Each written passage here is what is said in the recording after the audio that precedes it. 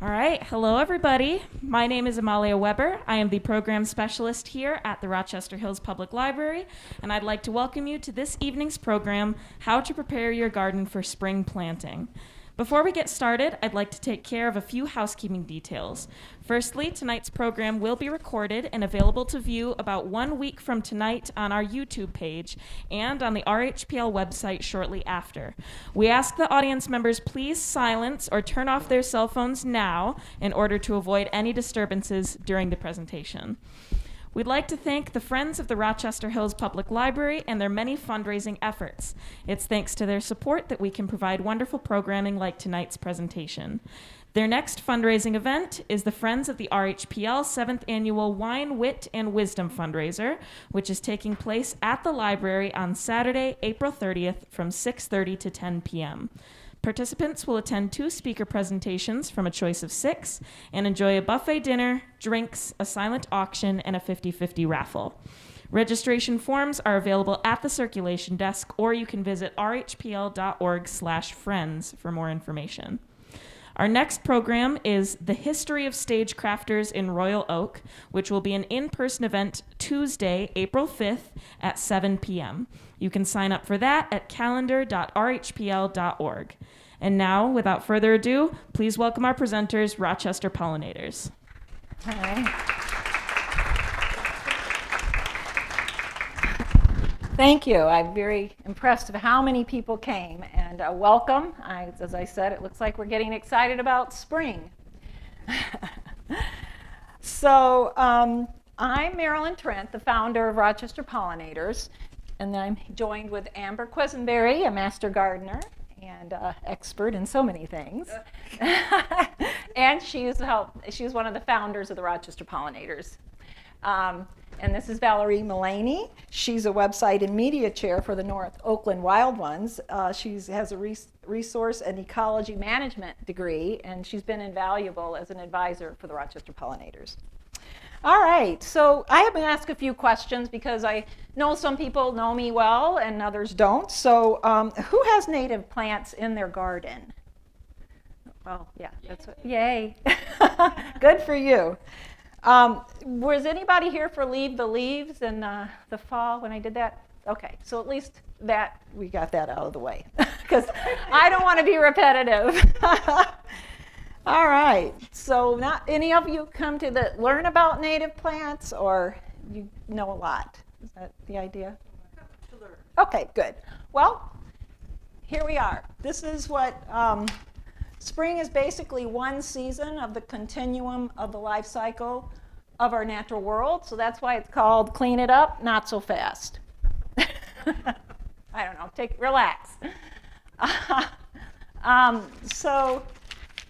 We talked about that. The pollinators want to educate people on restoring their natural habitat by integrating Michigan native plants, shrubs, and trees in their landscapes. So in January of 2019, I learned that the monarch butterfly was in decline by 90%, and that was very upsetting to me. So I wanted to do something about it. So my first idea was to go to the city, because I'm on the Downtown Development Authority, and present to them to just kind of swap out some plants. The host plant for monarch butterfly is a milkweed, so they agreed to do that, but that was just the beginning of my journey. So what I discovered was that it's an ecologically solvable problem that each of us can do in our own yards. And if you don't have a yard, you can do it in your container pots. So my journey, as they say, led me here today and many days now, giving out plants, educating people, answering questions, and just overall creating awareness.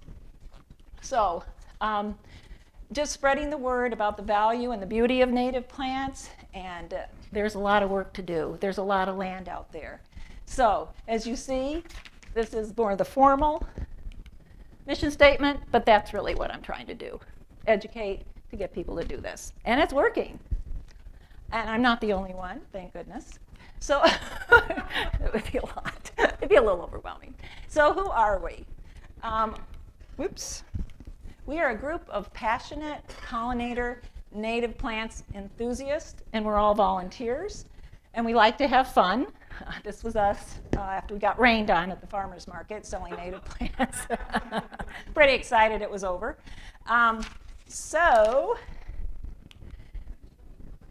Oh, can you tell what I'm, oh, can you tell? Okay, all right.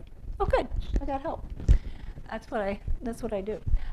So yeah, we are a committee of the Rochester City Beautiful Commission. So we work through the city as volunteers. 100% volunteer run, like I said. We have over 70 volunteers now. We have a lot of Facebook friends. We have a lot of newsletter subscribers. If you'd like to be on the list, probably some of you are here because of that. You can add your name. And then we educate, and we're a resource for schools and residents and HOAs, municipalities, and and educate people and promote and advocate for conservation and sustainability. So next one. Yeah. So what do we do? Well, what we have done and continue to do is we give away hundreds of milkweed plants 4 times a year at the farmer's market. Some of you may have gotten them. We sell native plants in the spring and fall to raise funds. We plant pollinator gardens. We've got about 7 in now. We haven't planted them all, but some were here, and we've added about 5 in the city of Rochester. We do these type of presentations. We donate native plants to public gardens, and we manage and maintain a free seed library at Dinosaur Hill Nature Preserve. Here's one of our CD librarians. You can find her at cdlibrarian@rochesterpollinators.org. And we send out our monthly newsletters, and we maintain social media and communications, sharing the news, sharing the great news. Next. All right, so what are we here to learn this evening? Well, a lot of you may know the importance, but those of you don't, we will talk about that. Why native plants are the solution, the life cycle of your garden, and why that is so integrated and why it informs so much of what you need to do this spring because of the moths and butterflies and the Michigan native bees are sleepy. Spring cleanup, no rush. Top 10 invasives. You may be, yeah. Well, anyway, we'll talk about it. Soil remediation, and when it's time to plant, it's time to plant. And we have resources in how to help. The next. Yeah, so what the problem is what we talked about is the decline of our pollinator population and our butterflies, and that 6 out of 20 Michigan bumblebees are in peril, and that 3 billion birds have disappeared in the last 50 years. And it's all connected. May I ask a question, please, before? Can I have the first picture I want, because I cannot write as fast as I Oh, the first picture of what? The other one. This one? No. Yeah, thank you. Oh, sure. It's easier than writing. Oh, sure, yeah. And anytime you need to slow down, take a picture, just let me know. Yeah, we'll do that. There is also going to be on the Rochester Hills Public Library website as well. Okay. No. Okay. So, yeah. Well, we need pollinators, and they pollinate a third of our crops, and they pollinate our flowers, and they do a lot of hard work for us. And you'll learn more during this presentation. Including chocolate. What? Including chocolate. Oh, yes, that's right. Chocolate requires a pollinator. So much. So, you see this picture? I don't know if you knew about this, but when you don't have pollinators, this is in China. They decided they wanted to, this is one of the regions in China, and they overused their pesticides. So they apparently hired people, and you can see where she's pollinating the flower. It's not sustainable. It's not a good idea, and we aren't there yet, and we're making sure we won't be. There you go.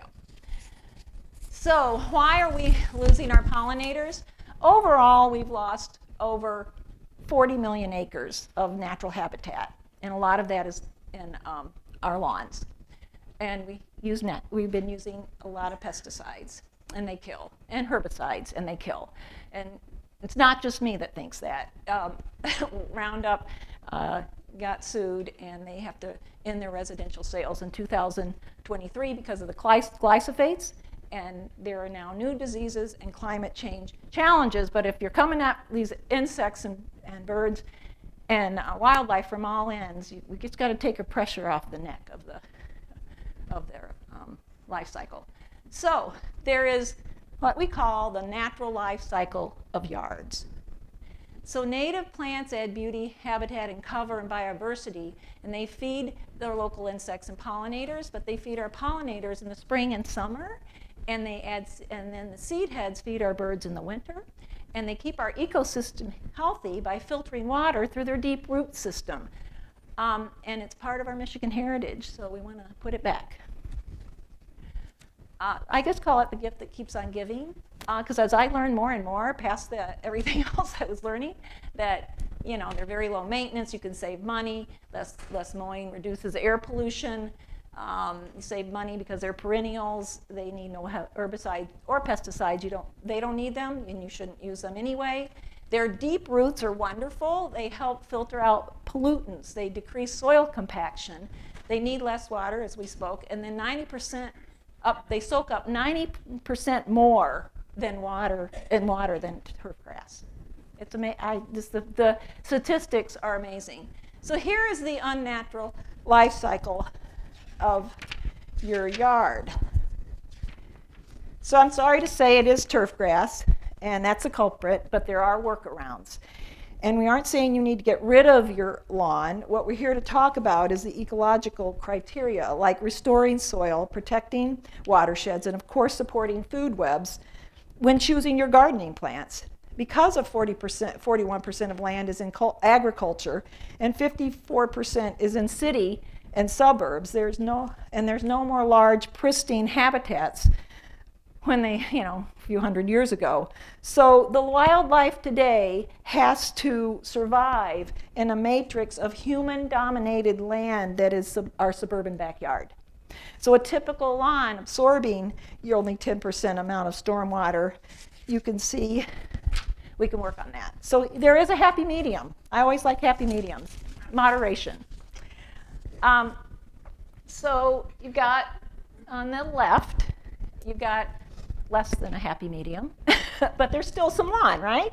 And then you have more of your happy medium on the right, and this is actually a small rain garden, because you can see there is the gutter where the water is going into it and soaking up that water before it goes into the storm drains. So, guess what? I think we've arrived. Scott is saying that we've got some clover seeds, and they're actually telling you it stays greener longer. It's during a short-term drought, and it naturally fertilizes the lawn, which a lot of farmers already knew that clover fertilizes. So, this was in Forbes last month. I mean, the chicest gardens today are not groomed or tamed, they are wild, and we're not actually saying that I'm not saying they have to be wild, because wild seems to frighten people, but Forbes seems to be promoting it. So it depends. You can make it wilder, or you can curate it and make it look intentional. All right, next. And then New York Times, there's apparently a no mow May going on in Wisconsin. So they're watching to see how that goes, and I think they did it last year as well. So, well, it's all in the roots. It's all under your feet. And you can see that on the left is these non-native plants, and the turf grass is the little shorty. But in the middle, you've got a daylily, which doesn't even quite make it 2 feet. But over here on the right, they're the winner. If it was a contest, it's unbelievable. Even from your little old black-eyed Susans that you see everywhere, that's about 5-6 feet. And then here you've got the 9 bark. It's about 15 feet. A lead plant as well will be up to 15 feet. So when stormwater runoff is our #1 pollutant in our rivers and streams, this is a huge problem. So because 45% of Michiganders depend on groundwater for their water. So it was never meant to hit on cement. It was meant to soak in to these natural landscapes, filter, and then go to the rivers. So these extreme amounts of water going into the rivers, which are managing it as well as they could, it was never an issue unless it was a flood or a lot of rain, which was rare.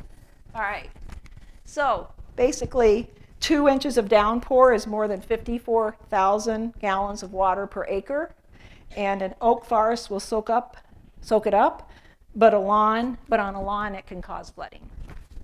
This is a lot of water. All right, so knowing the value of the natural life cycle of nature helps us understand what you need to do for spring cleanup. I bet you can hardly wait. It's coming. It's coming. So next, while the monarch butterfly shoots south, like many people, they get out of here, and they're done about the time a lot of other people in Michigan are too. So they migrate, but most, I think they're very smart, and that's why I'm trying to save them. Most butterflies and pollinators stay here. And we have over 480 species, so that's a lot of moths and butterflies to be hanging out with us in Michigan, trying to make it through the winter. And they're outside, and we're inside. So, you know, they've got their work cut out for them. So what type of butterflies and moth overwinter in the leaves? Well, these beauties do. Valerie Mullaney is going to show us what a tiger swallowtail or spice. This is a spice one? You can tell us? Yes.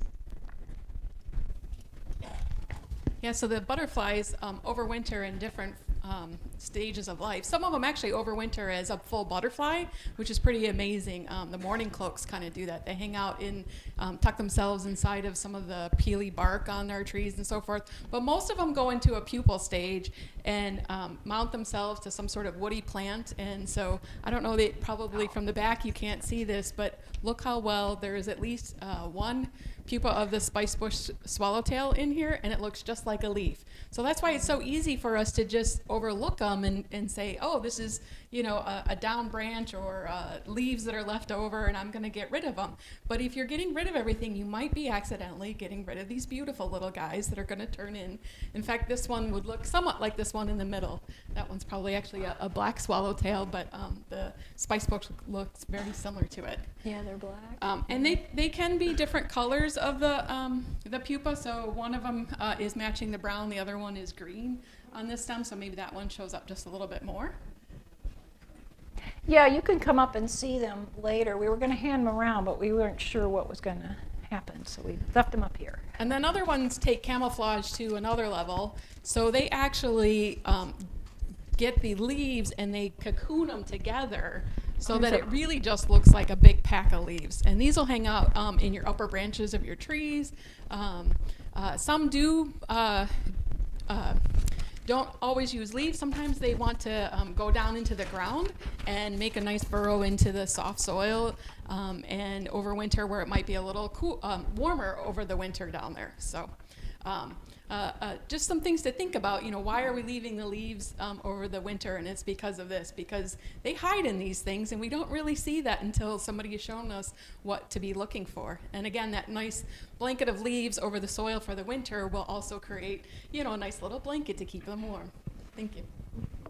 Yeah, that's a Secropia moth, has a wingspan of 5 to 7 inches. They have no mouth.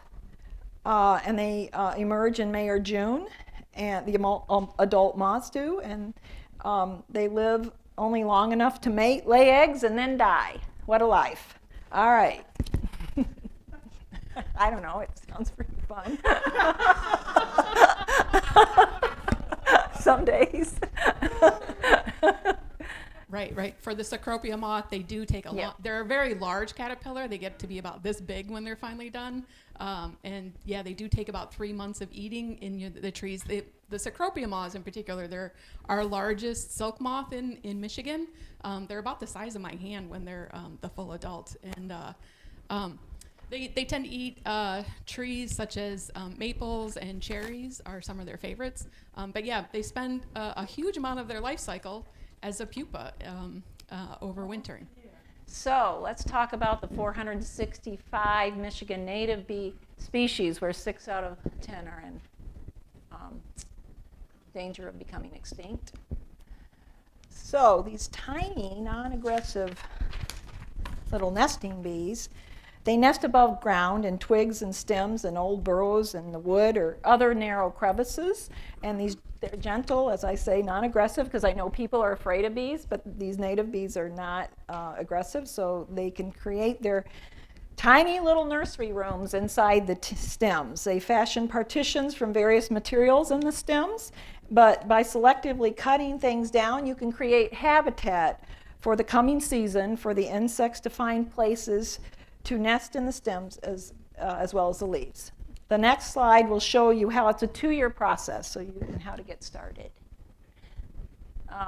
Yeah, so that's what you do. You can cut those stems so they can find that little, get in there and lay their eggs. So as I mentioned, that spring is only one part of your garden's life cycle. This is a very good example.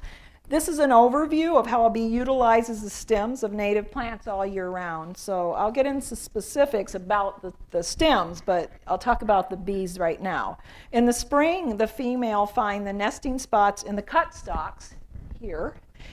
And in the summer, the bees' larvae develop during the regular growing season. And this is where my expert will go into detail, and it's very fascinating. So pretty much any stem that can last over the winter, they're likely going to be able to use as a home next year. And so different size bees use different size of the stems.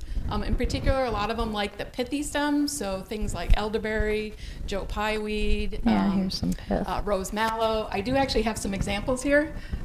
So in this case, you can see that just a little tiny bee burrows a little line all the way down, and they'll lay the female eggs deepest into the stem first, and then out near the end, they'll lay the male bee babies. The males tend to be a little smaller than the females, so they can grow a little faster, get to their next stage a little faster than the females. So the males come out first, and then the females come out later. And what you'll see is only about 30% of our native bees are actually above ground nesters. Most of them that are using cavities either can use a hole that's in the wood, such as when a beetle has bored a hole into a wood or a stem, or into these pithy stems if there's something that they can actually chew out themselves. But 70% of that 465 native Michigan bee species actually nest in the ground. So very typically our bumblebee species tend to find small cavities in the ground that they burrow out. A lot of them are just individual nesting bees. So they'll go down, make a little spot for each little guy, and maybe they only have about a dozen babies, and that's it. They're not really big colonies, so that's why you really haven't seen them or noticed. But oftentimes it'll be where there's just some open soil that's not covered by plants already. Some will nest in the ground if it's sandy enough and so forth, but the far majority of our bee species are solitary, and so that's why we probably don't really know a lot about them, because they don't come in conflict with us. They don't really want to come by us. So they're just off in the natural area doing their thing. So hope you get a little more appreciation of them tonight. Yeah, because basically what I didn't understand was, so you cut them now. I mean, that's if you guys have native plants. You cut them, and we'll have a list of native plants that you have to have a stem that has a hollow stem. And then the female bee will lay her eggs this spring, and then somewhere in between springs and summer and fall, what do? They develop and they cut. So they develop in the cut dead stems during the growing season. Then they hibernate in the stems during the winter, so you got fall and winter, and then you're back in the spring when the adult bees will start all over again. So, yeah, so this is a 2-year process. Well, once you start it. So here's a partial list of plants that provide natural bee homes. And yeah, so a lot of these are very familiar, and many of these I have.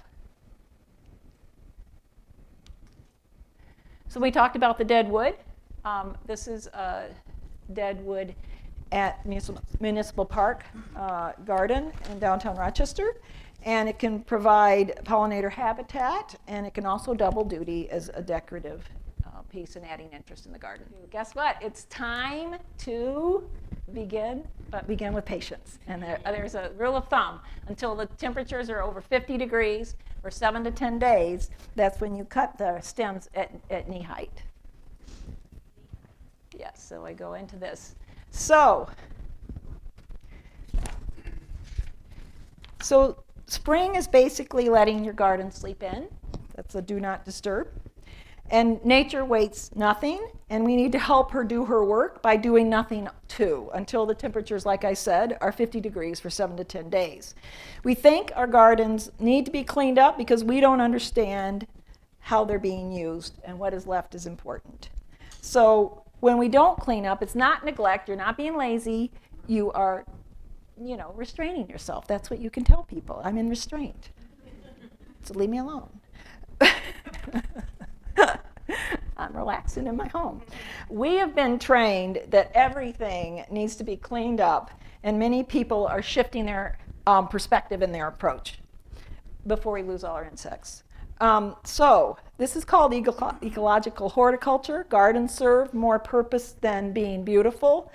But you don't have to give up beauty with native plants, but it's good to work with nature so she can do her part. So what do? The first thing you do, you've looked out your door, you're thinking, gosh, I need to clean this up, take it all to the curb, but wait a minute. Do a full audit of your garden beds by walking through and seeing what plants made it and what needs to go. And maybe it's time for some of us to begin to phase out the invasive species. But these are not invasive species. You get a little bit, there's a little greenery in there. I think that's prairie dropseed maybe. And that's my nodding wild onion. So I found that the other day. I take a picture. So guess what? There are top 10 invasives. And at the top is butterfly bush. And we're sorry. But we were sorry too. Here is what invasives are. They are, as in plants and animals, it's a species whose presence in the environment causes economic or environmental harm or harm to human health, and they lack the control by natural enemies. So that is the predators and parasites and pathogens that control the species in its home range. So this is an Asian plant.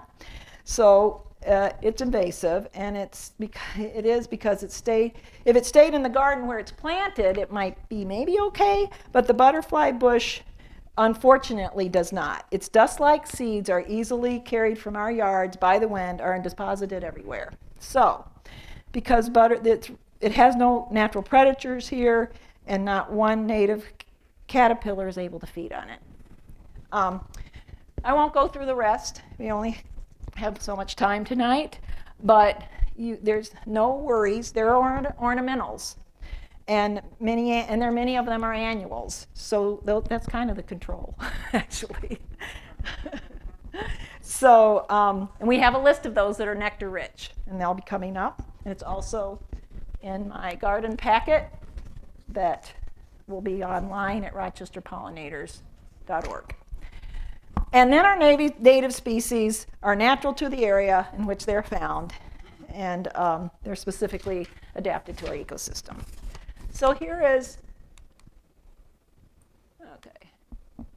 Well, so what would you do if you had to get rid of your butterfly bush?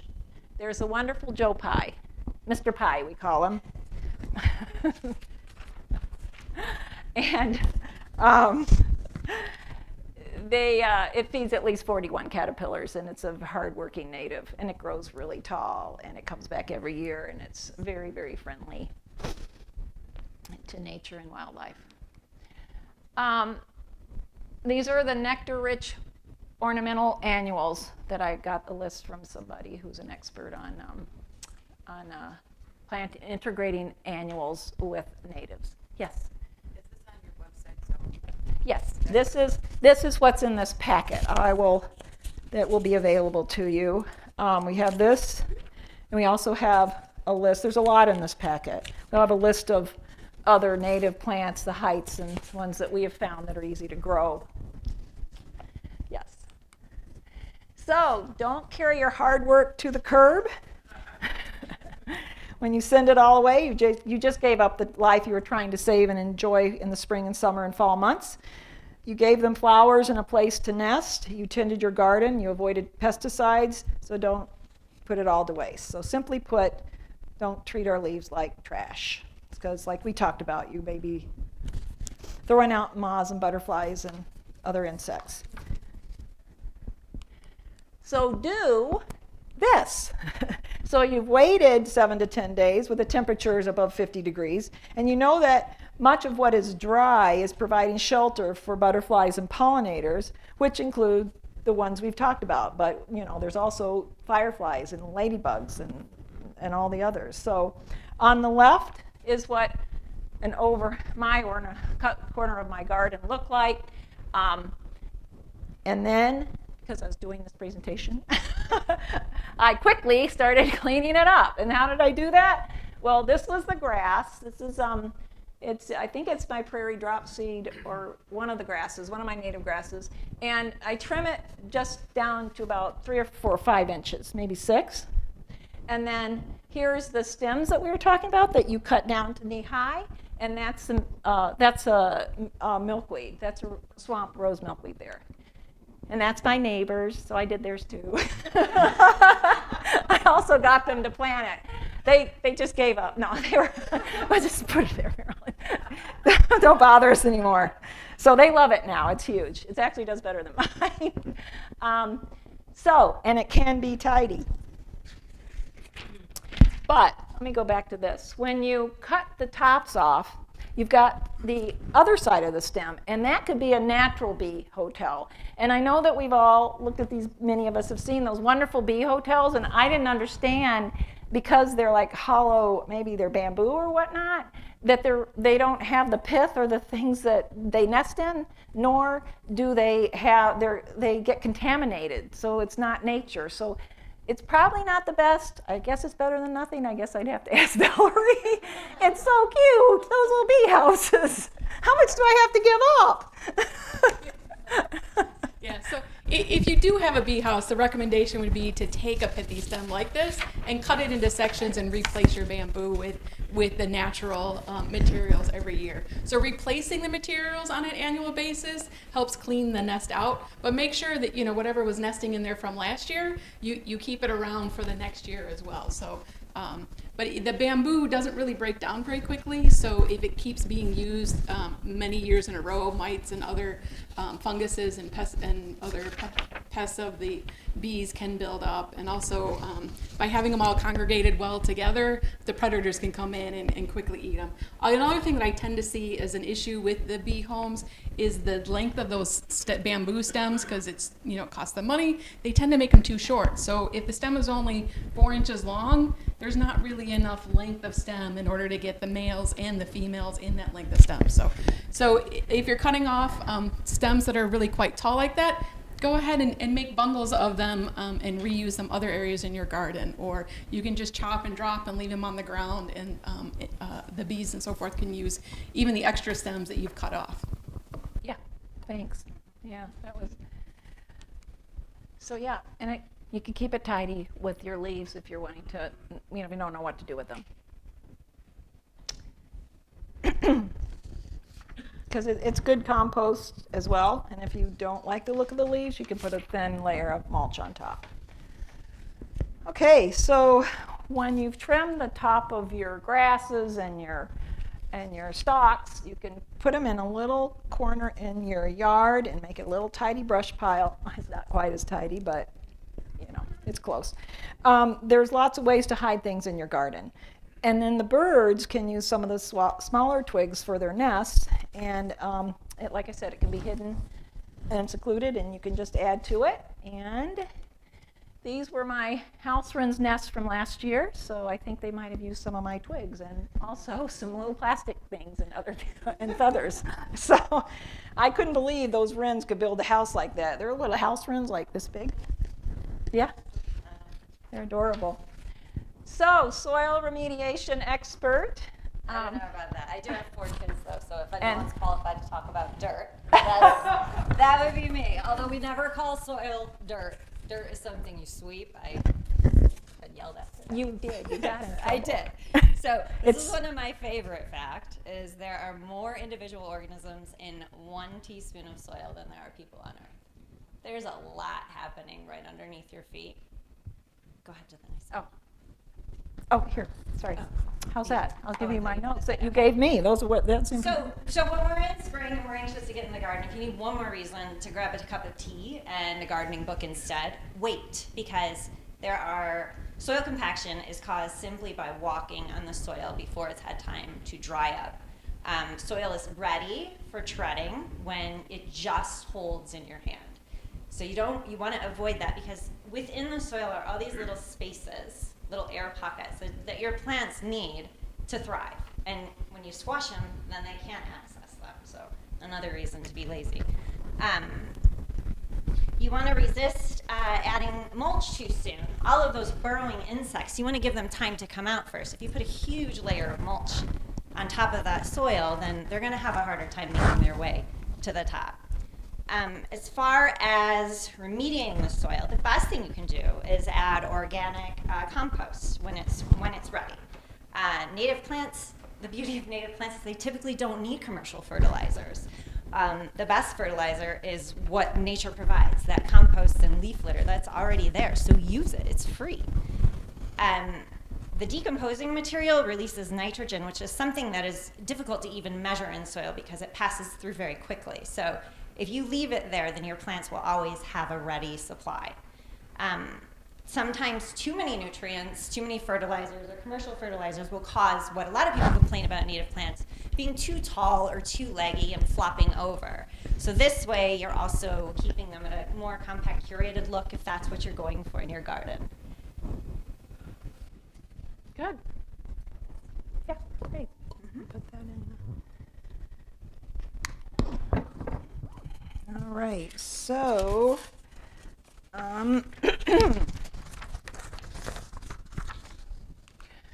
here's your summary. Yeah, keep the stems. Don't start cleanup until it's 50 degrees, 7 to 10 days. Cut the stems to knee height, easy to remember. Chop and drop the stems, make their own mulch, or add cut stems to a brush pile. Leave the leaves. Remember, some plants, like milkweed, come late in the season, so don't get worried when they aren't poking their little heads out of the soil in May. So, congratulations. You can pat yourself on the back. Yard debris accounts for more than 13% of the nation's solid waste, which equals 33 million tons a year, according to the Environmental Protection Agency. So without enough oxygen, why this is happening is because without enough oxygen, the leaves don't decompose naturally. So what they do is they release a greenhouse gas called methane, which has a warming effect more than 80 times more detrimental than carbon dioxide. Pretty sobering. So now we got through that, let's plant. So you can find that balance of natural and ornamental that works for you, and you can figure out how you can leave more natural and what can be more formal. So you've prepared a little space, you waited when you waited, you're ready to plant, and we wanted to give just a little overview because it takes 1 to 2 years to get a fully established native plant garden if you're starting with 2-inch size pots. We call it sleep, creep, or leap. So the first year you'll see the foliage, but sometimes maybe you don't see as many blooms as they're putting all their energy in creating those deep roots. So the second year is creep. You might see blooms, but they haven't really reached their full potential. And by the third year, it just explodes. I mean, I don't know if you've seen that. But if you want to get there faster, you can leap with quarts and gallons. You can plant in the fall. That helps. A plug in the fall will help as well. All right, so what do these gardens look like? This is, when people are starting out gardening or they want to just expand to some you've got your plants that are they're doing double duty. They're easy to manage. They come back every year. these are the ones that we have found that are tried and true. And this is an informal garden. And you can see where, I mean, we've got milkweed, and we've got both the milkweeds for the host plant for the monarch. We have a New England aster, which is a host plant for some butterfly I don't know, but I know it is. I'm sure Valerie knows, right? The March blazing star, the wild columbine, you've got the white beard tongue. Obviously, echinacea is your purple coneflower, which is this one here, and you've probably seen these in a lot of, here's my, right here is your purple coneflower. And then black-eyed Susans, you probably see those a lot. And then to add some texture, here's some prairie dropseed. And then your columbine. So there, and then here's a little bit of red. Hummingbirds love the cardinal flower. This garden plan is in the garden guide that's going to be online. So I wanted to show, for those who want a more formal, curated look, you basically bunch them together by color, and obviously the height is they're all the same height when you bunch the same plants, native plants together.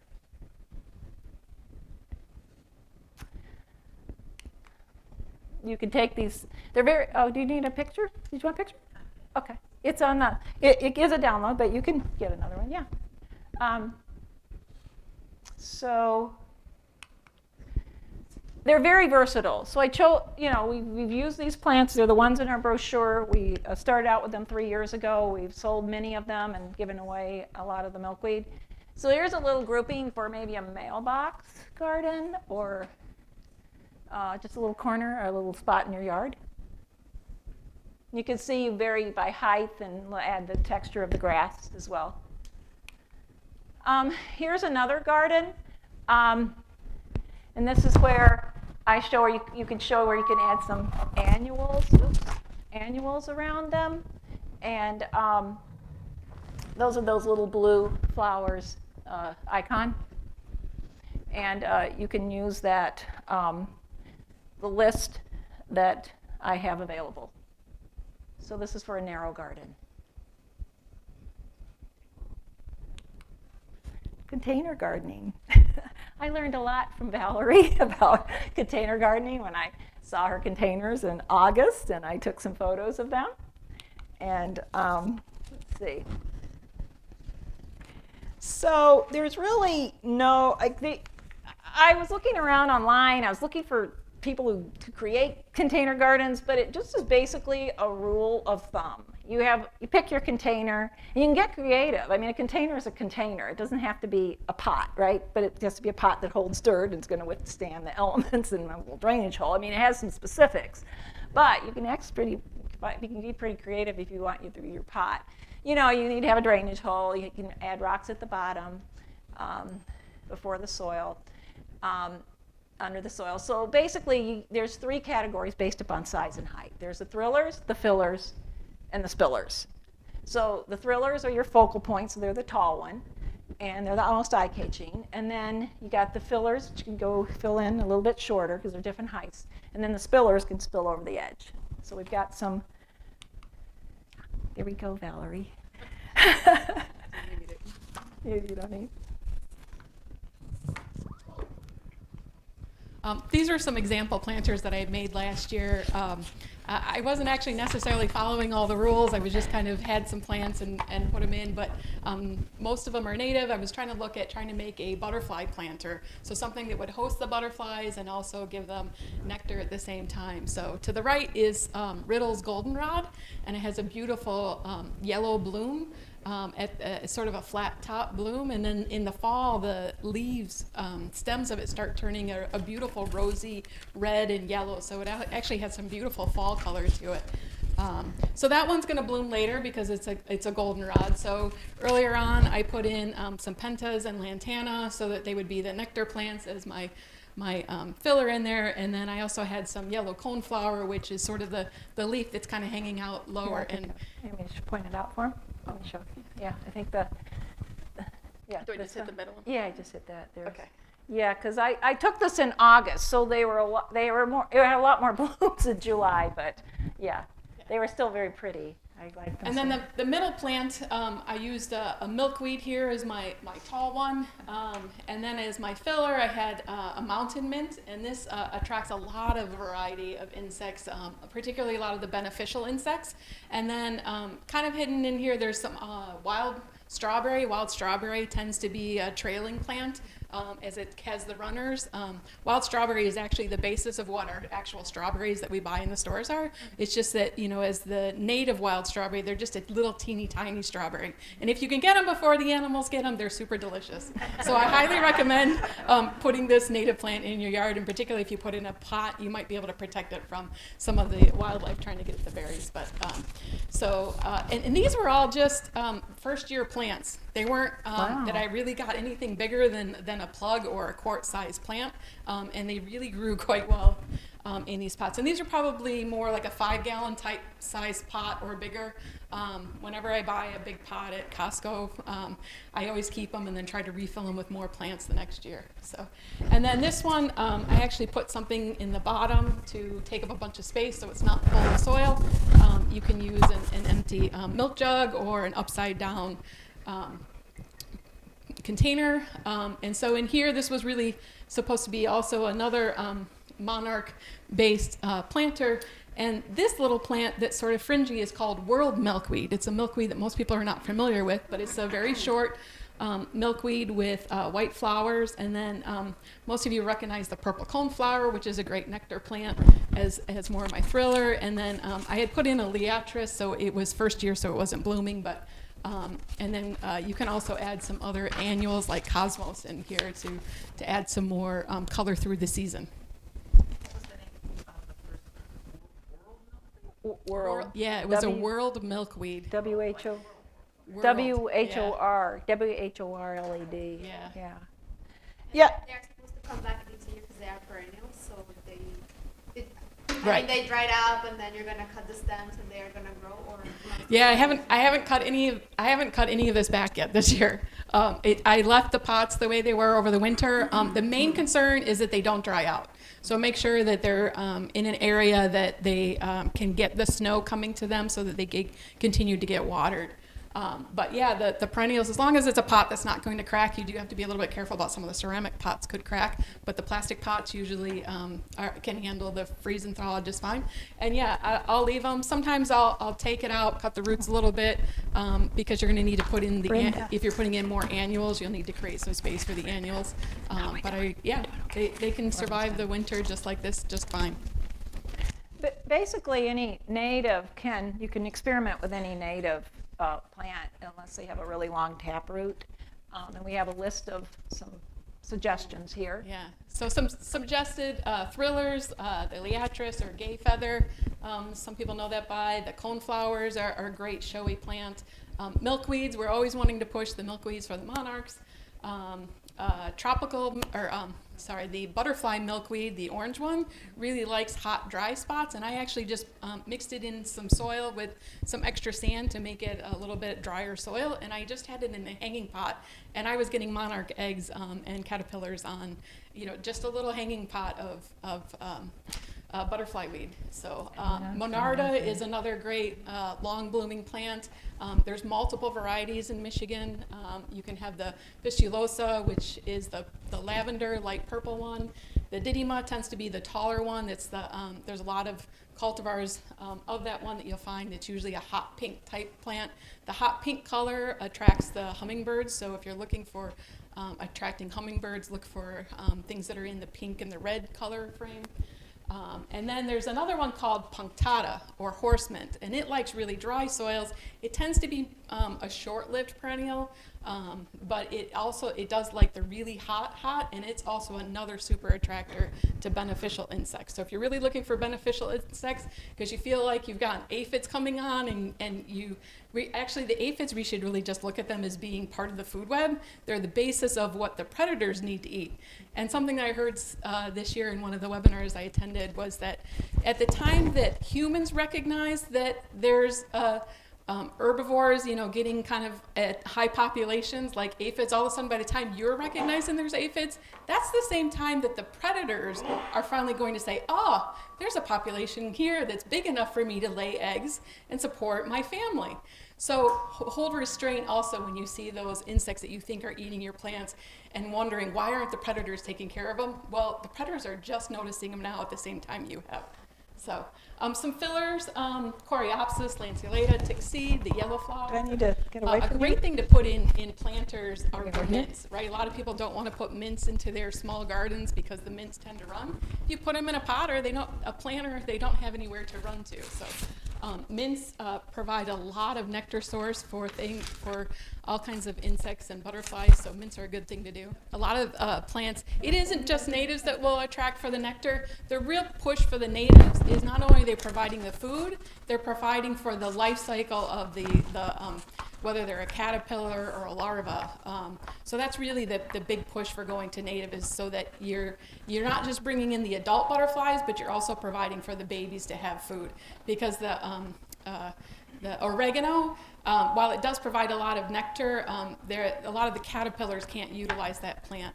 Though in their native homeland, there'll be butterflies and moths and other organisms that can use it. I have a wide variety of the herbs in my garden. Yeah. So a lot of the herbs the oops. insects are attracted to, and butterflies for the nectar. So We'll have a- other Is it mine? other Oh, fillers, black-eyed Susans, Thanks. blue lobelias is a beautiful little blue flower. Harebell, campanula is a little purple flower. Pearly everlasting, that's another, it's a white flowering plant. It does flower for a long time through the summer, also can take a lot of dryness. It is the host plant for the painted lady, American lady butterflies. And even there's a native Michigan cactus called the prickly pear cactus. So if you really want to have something interesting out on your patio for people to say, wow, I didn't know that there's a cactus could survive Michigan winters. I have this planted actually in my yard, not in a planter, but it is thriving and doing really well. So it wants full sun and hot, dry spots. I don't give it any extra water than what the Michigan rain gives it. So those are ideas for fillers. Spillers, again, I had mentioned earlier the wild strawberry tends to have a trailing habitat. Some of the other annuals that we could put in there, nasturtiums, wild alyssum. We do have a wild petunia. It is a totally different genus than the petunias that you would buy normally at the store. But wild petunia is a native and also has a nice tubular flower. Oops, It's a sort of a light purple flower. It dropped And then you off can in always this one put for in some some reason. of the native grasses. A lot of the native grasses are used by the skippers as host plants, and also the seeds are really good for the birds to eat over the winter. So prairie drop seed, particularly when you get your first plug, you can put it in the pot. I'd probably say as it gets bigger, it's going to get a really big root system, and so you'll either want to try to divide it or replace it next year with a new plug. Yes, they're instant gratification. And if you have a really shady spot, there's always a native that can go there as well. So some natives that you could put in a shady container garden for your thriller, put in one of the native ferns. We also have a we have a wild ginger, and it has a beautiful heart-shaped leaf.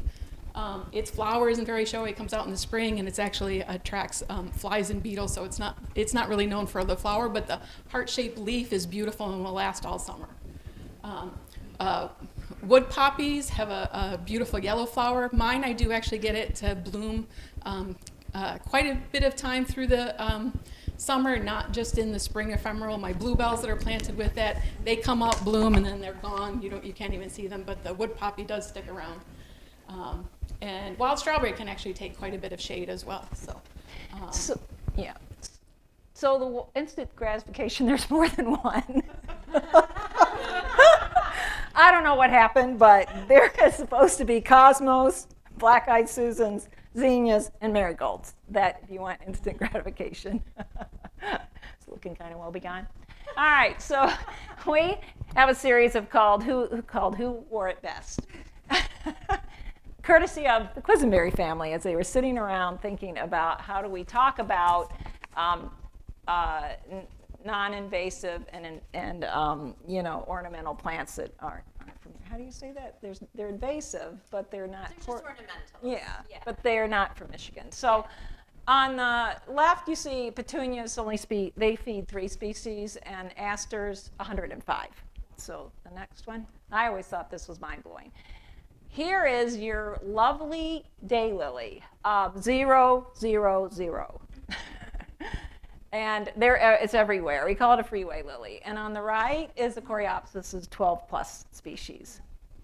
The boxwood, 1 lonely little species. And the New Jersey tea, 115. Burning bush, I don't know the stats on these, but I know that they're invasive, and which you can replace it with that does feed the birds and pollinators is a red dogwood. Next. The Forsythia, non-native, spice bush, 18 species, and one of them is the spice bush swallowtail. Non-native grass, similar to the non-native grass on the left, which I don't know what it is. I'm sure Valerie will tell me. And on the right, purple lovegrass. I got some last year. I can't wait. It's just so lovely. Oh, hey, Jim. How you doing? It's my other, I've got a couple of how you doing? I have Vicky Cedar in the audience and Jim Tarjet. Both of these are on my board committee, and then Amber and myself. It's almost a family reunion. So we have oak trees, the winner of them all. They support over 500 species. Here's some of them. Oops, sorry, I'm excited about that. Oops. Yeah. This back on. Doug Tallamy has a book on it as well about the beauty and importance. Yeah, the nature of oaks. Yep. Look at what they just take care of, feed so many species and so important to our environment. Okay, so what can you do to help? Well, you can like our Facebook page, come like you have, share in our events. Send us photos of how you're doing with your garden. Any questions, we'd love to help you. Ask your local nursery to carry Michigan native plants. As we said, it's starting to go mainstream. And thank your mayors for signing the Mayor's Monarch Pledge. There were 3 of them actually, Shelby Township, Mayor Barnett from Rochester Hills, and Mayor Stuart Bixson signed the Mayor's Monarch Pledge, which is a national pledge with 27 actions to help save the monarch butterfly. And the mayors have done that. The Rochester Pollinators have done 24 of those actions. We have 4 more to go. one of them's for California though, so we don't have to do that one. Okay, so become a member of North Oakland Wild Ones. We are not a membership committee. You can volunteer with us, you can talk to us, you can come and do the things I said, but the membership committee is North Oakland Wild Ones, and they meet monthly, they have programs. Valerie is, like I said, she's a media and website manager, and so she's keeping up that page really well. They have tours. They're an amazing group of people. Next. Help us spread the word. And let your local legislators know anything that comes up. It's up to you, but there is a bill out there, House Bill 4895, that is in the Agriculture Committee to ban neonics on public lands because it's very deadly. It's like DDT. Similar to that potency, and it kills the insects. And the city of Rochester does have now in their policies that there's no neonics allowed to be used on our public lands in the city because of the work we're doing. Volunteer, okay, shameless promotion, buy our swag. We got it on Busy Buzz and Etsy, and then buy our plants from the farmer's market. Here's a list of more resources. They're everywhere. It's so mind-boggling. It took me hours to put this. You filter through it just to give you the right information. It's a lot, and you can find it all online. These are great organizations to do that with. Books. Doug Tallamy is written. He's the one who started this backyard native plant movement. We have a book of his. Nature's Best Hope was his first one. Now, and he has The Nature of Oaks, Bringing Nature Home, The Living Landscape. He has a YouTube channel. He started a website called homegrownnaturalpark.org, where he said He's got the BHAG, big, hairy, audacious goal of if there's 40 million acres, he's hoping maybe 20 million of them could go back to the natural landscaping through everybody working in their own yards and restoring with native plants. That's right. We want to make sure they're not sprayed, and that is what some of the big box stores they got in trouble because they were using the neonicotinoids in the plants they were selling, and people would bring those plants home and they killed the insects right away. And then with a lot of public outcry, Home Depot and Lowe's and Walmart have stopped using them, or they put a little tag on saying that this has neonics in it. It's a systemic pesticide, so the whole plant becomes poison. Like it's for the birds as well. It's really deadly. And for decorative purposes like public lands, it's really not necessary. So the next one is raising butterflies. Oh, Heather Holmes. Heather Holmes is a good resource as well. And she has a website called pollinatorsnativeplants.com. Raising butterflies in the garden is our own local butterfly expert, Brenda Diezik. And this is a wonderful book, and she has a very small yard, and she raises trees and pots. Talk about, she's got a great YouTube channel.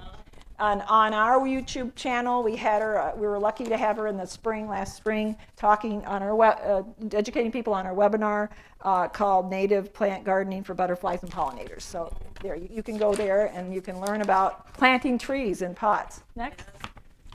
All right, here we are going to be at the downtown farmers market on June 11th and June 18th. You can pre-order these garden kits online or the plants online. We'll have them up in the middle of the month. We have a starter garden kit available, large and small, the ones that we showed you, but everything will be up online by April 15th. Now, the North Oakland wild ones we partner with also, so they're going to have their native plant sale the week before. Now, these are authentic Michigan native plants. They come from a wild type nursery, which is certified native plant provider, and he's one of the best in the state of Michigan. I would say, yeah. He started in the 90s, and he's just done a fabulous job. It's in Mesa, Michigan. So on our website, we post other native plant sales online. There's our swag. Again, did I say that? Next. So there's my joke. We'll laugh. That's pretty much it. As long as they don't take my wine, I'm okay. Next. That's the thank you. And finally, one more. Do I have yes, here's my list of my helpers. And Valerie Mullaney, she should be on there as well, but here she is in person. I want to thank her for so much. And Amber, Stephanie, all of Jane put this together because they're so good at what they do. And the butterflies, thank you too. Yes, questions? Thank you. Thank you.